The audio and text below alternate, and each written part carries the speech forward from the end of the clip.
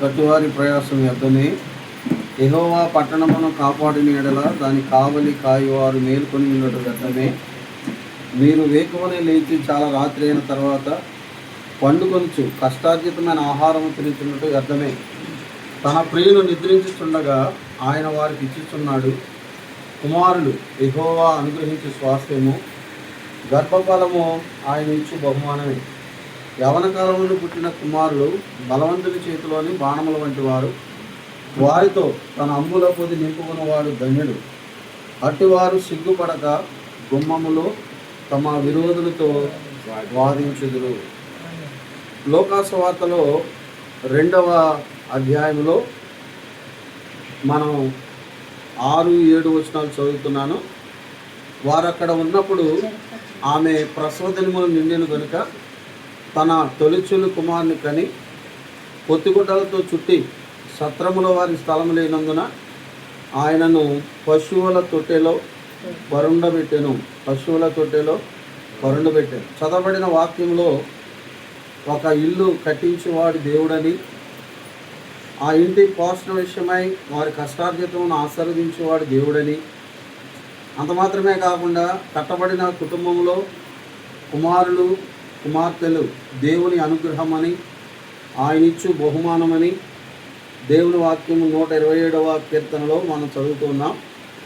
ఒకవేళ యెహోవా ఇల్లు కట్టించకపోతే, ఆ కుటుంబం వారి కష్టార్జితాన్ని దేవుడు ఆశీర్వదించకపోతే, దేవుడు వారికి సంతానం ఇవ్వకపోతే అది మరి ఎవరికి సాధ్యము కానే కాదు. కానీ దేవుడు తన కృప వల్ల ప్రతి కుటుంబాన్ని ప్రేమించి వారికి కావలసిన ప్రతి అవసరత తీరుస్తూ ఉన్నారు. అదేవిధంగా మరి చింటూ అలాగే పాప వారిని జ్ఞాపకం చేసుకుని మొదట కుమార్తెను, మరలా ఇప్పుడు కుమారుణ్ణి, అది దేవుని అనుగ్రహము అనే మాటలు మనం చూస్తూ ఉన్నాం. కాబట్టి దేవుడు ఈ కుటుంబంలో వారి పక్షంగా చేసిన కార్యాన్ని బట్టి దేవుణ్ణి స్తుతిస్తూ ఉన్నాం. అంత మాత్రమే కాకుండా లోకాసువార్తలు మనం చదువుకున్నాము. వారు అక్కడ ఉన్నప్పుడు మరి ప్రసవ దినాలు నిండినప్పుడు తొలిచూలి కుమారుని కని పొత్తిగుడ్డలతో చుట్టి సత్రంలో వారి స్థలం లేనందున ఆయనను పశువుల తొట్టెలో పరుండబెట్టాను. ఇది ఎవరి గురించి? మన ప్రభు అయిన యేసుక్రీస్తు వారి గురించి. ఆయన పుట్టినప్పుడు పొత్తిగుడ్డలతో చుట్టి ఒక పశువుల తొట్టె కదా. యేసు ప్రభు వారు ఎవరు చెప్పండి? సర్వ సృష్టికర్త, సకలైశ్వర్యములు కలిగిన వాడు, శ్రీమంతుడు. ఆయన ఈ లోకములో పుట్టినప్పుడు ఆయనకు మరి ఉన్నతమైన తొట్టె ఏమో దొరకలేదు. ఏం దొరికిందంట? పశువుల తొట్టె కదా. పశువుల తొట్టెలో యేసు ప్రభు వారిని పరుండబెట్టారు. కానీ ఆయన పశువుల తొట్టెలో పరున్నాడు. కానీ ఇప్పుడు ఆయన నమ్మిన పిల్లలకు ఎటువంటి తొట్లు ఇస్తున్నాడు అంటే చాలా ఉన్నతమైన విలువైన తొట్లు కదా. మరి పూర్వదినాల్లో చీరలు ఉండి తర్వాత చెక్క తొట్లు వచ్చినాయి.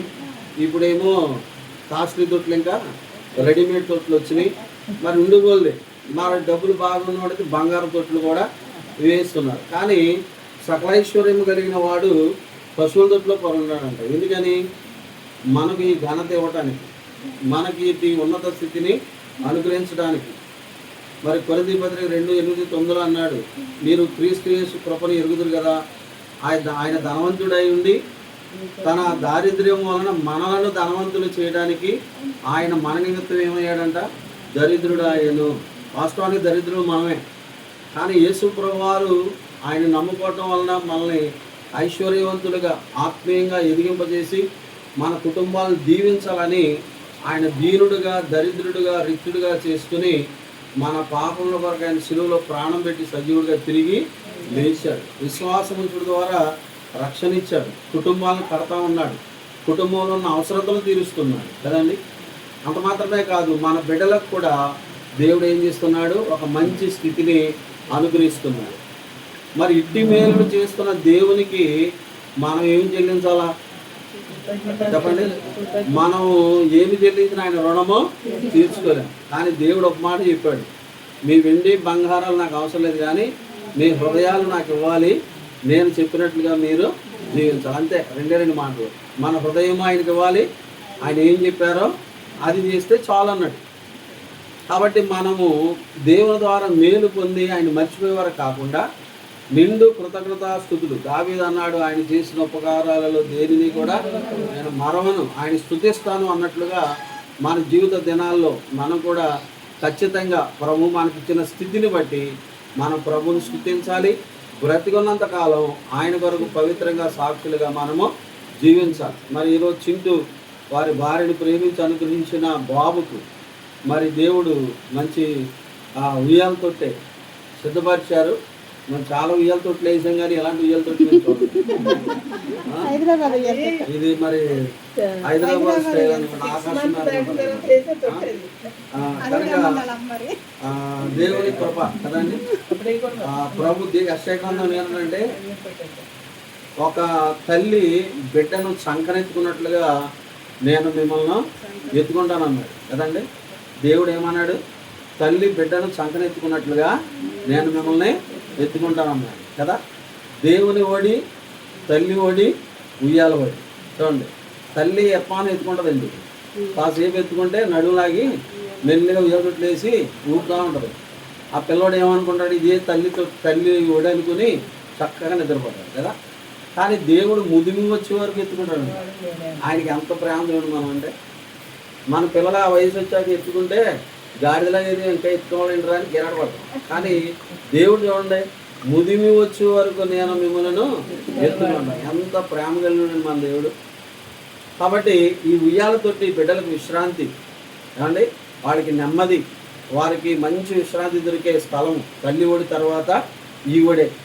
కాబట్టి ఈ ఒడిలో మరి ఆ బిడ్డ చక్కని విశ్రాంతి పొంది మరి చక్కగా సేద తీర్చబడుతూ మరి ఎటువంటి ఇబ్బంది లేకుండా ఈ తొట్టి వాళ్ళ ఇబ్బందులు లేకుండా దేవుని కాపుదల భద్రత ఉండాలని నేను కోరుకుంటున్నాను.